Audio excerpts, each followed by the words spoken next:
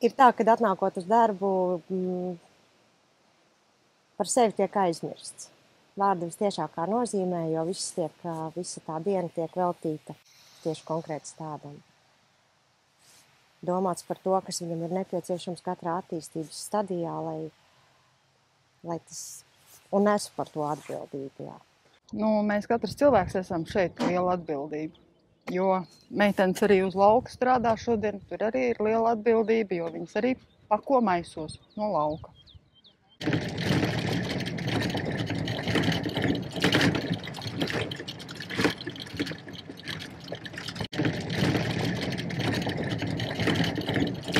Laistīšana, papildus piebarošana, stādu garums, krāsa. Es atbildu par visu stādā attīstības posmu augšanu no sēklas, līdz ko viņš ir iesēts, līdz pat realizācijai, lai viņš būtu par visu viņa augšanu, attīstību, fizioloģiju. Tas viss ir manā pārziņā.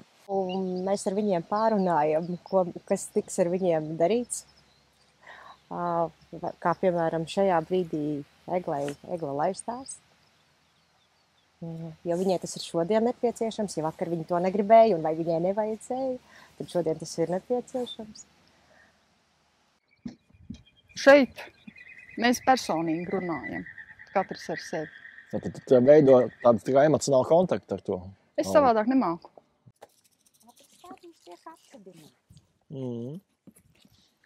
Un arī forši, ka viņiem ir atrasts tas bioloģiskais veids, kā viņus aizsargā. Jā.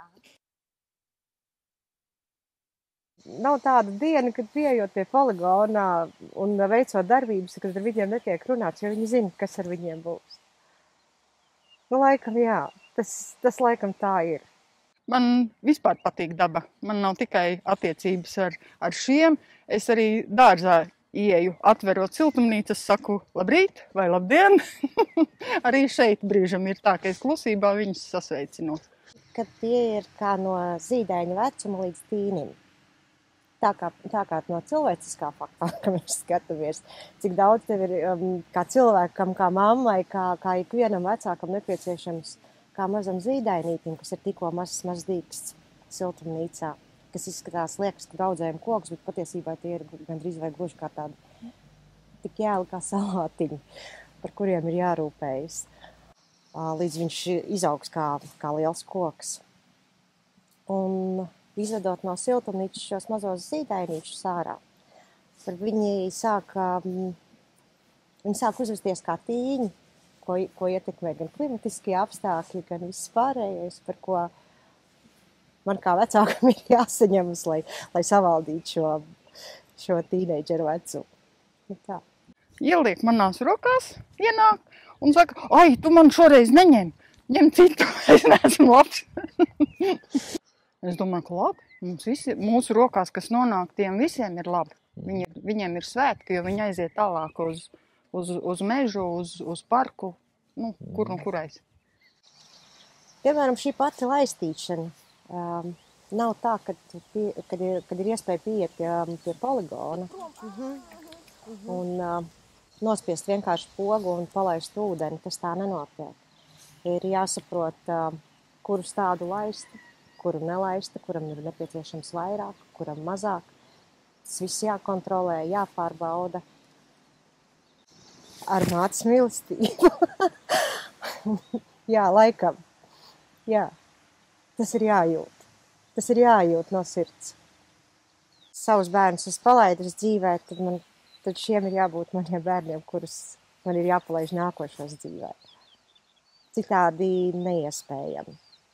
Tādēļ mūsu uzdevums ir viņu sagatavot, kad viņš iziet lielajā dzīvē. Man šis stāsts ir jādabū gatavs tik tālu, lai viņš izejot lielajā dzīvē, satiekoties ar dabu, lai viņš būtu pat stiprāks par tiem, kas tur jau ir jau bijuši, kas ir jau tā meža pamatiedzīvotāji. Es viņas lasu no kastītes ārā, tad es apstos, ja tur nav attiecīgi podiņu garums, metu ārā, lieku vietā un tā, lai būtu 100 gabali iekšā kastē un lai viņi tālāk mežā var darboties vai kur tur.